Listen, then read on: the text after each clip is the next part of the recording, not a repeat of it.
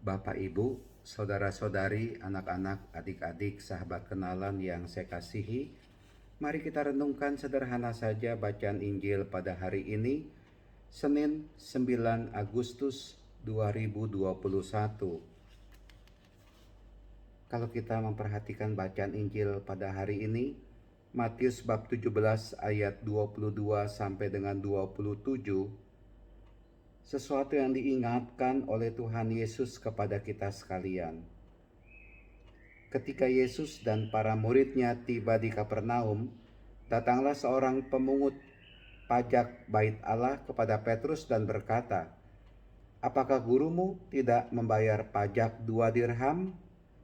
Jawab Petrus, "Memang membayar."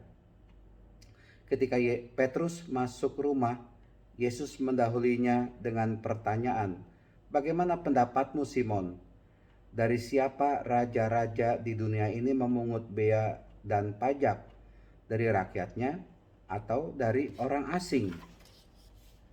Jawab Petrus, "Dari orang asing." Maka kata Yesus kepadanya, "Jadi bebaslah rakyatnya. Tetapi agar kita jangan menjadi batu sandungan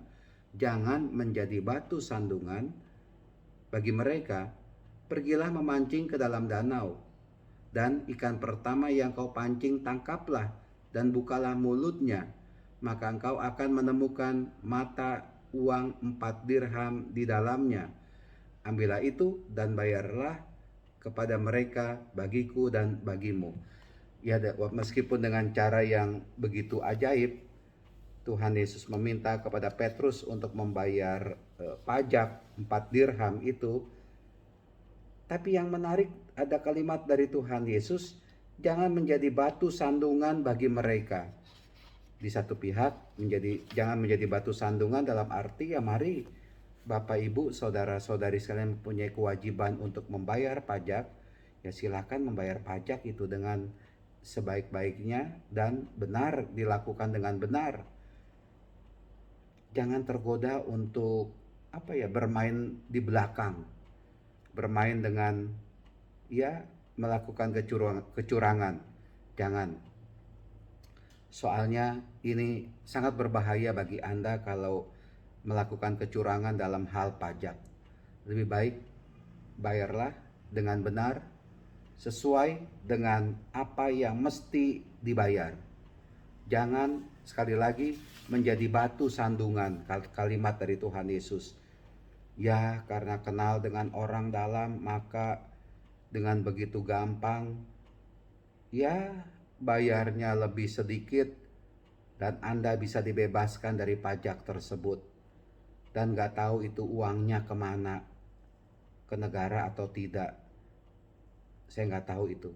Tapi yang pasti adalah kalau memang jumlah pajaknya sekian, bayarlah sekian.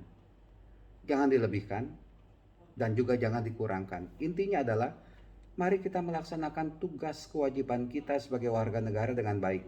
Jangan menjadi batu sandungan. Jangan memalukan, ya. Ingat ciri khas pengikut Kristus, orang Katolik, orang Kristen adalah hidup dalam kebenaran juga. Mau hidup dengan benar, hidup yang benar, ya. Jangan suka aneh-aneh dalam kehidupan ini. Itu membahayakan Anda, membahayakan kita. Jangan menjadi batu sandungan. Ini juga bisa kita artikan secara lebih luas lagi. Jangan menjadi batu sandungan. Mari yang kita perlihatkan dalam kehidupan kita sebagai pengikut Kristus adalah wajah Kristus, tindakan Kristus, perbuatan Kristus, suara Tuhan Yesus, kalimat dari Tuhan Yesus dalam kehidupan kita ini. Jangan kita ini menyatakan diri sebagai pengikut Kristus, sebagai orang Katolik, sebagai orang Kristen, tapi perkataan, perbuatan, tindakan kita, keseharian hidup kita ini menjadi batu sandungan itu bagi orang lain yang menunjukkan kita ini sebenarnya sejatinya itu bukan pengikut Kristus. Malu itu kalau dilihat orang. Loh kok orang Katolik, kok orang Kristen, loh kok orang pengikut Kristus itu melakukan korupsi. Malu itu kita, ya. Loh kok orang Katolik, orang Kristus, pengikut Kristus, orang Kristen kok tindakannya tidak terpuji ya. Kok seperti itu ya? Kita malu itu. Yang malu bukan hanya Anda orang itu sendiri, tapi secara keseluruhan kita juga ikut malu. Karena kita ini tidak menampilkan diri kita ini wajah Kristus yang kita ikuti, tapi entah bagaimana yang kita tampilkan itu adalah wajah iblis. Ya bisa saja demikian. Pengikut Kristus kok kalau di sekitar rumah, di RT, di RW katakanlah, lingkup RT, lingkup RW suka main judi, suka mabuk-mabukan. Itu batu sandungan bagi kita sekalian. Maka dari itu, sekali lagi kalimat Tuhan Yesus, jangan menjadi batu sandungan. Tapi jadilah orang yang menghadirkan wajah Kristus dalam kehidupan ini. Tindakan Kristus dalam kehidupan ini. Supaya tidak menjadi batu sandungan tetapi menjadi berkat bagi orang lain. Menjadi pembawa kasih bagi orang lain. Bapak Ibu, saudara-saudara kasih, biarlah amanah dari Tuhan Yesus ini bisa kita lakukan. Tuhan memberkati kita semua. Amin.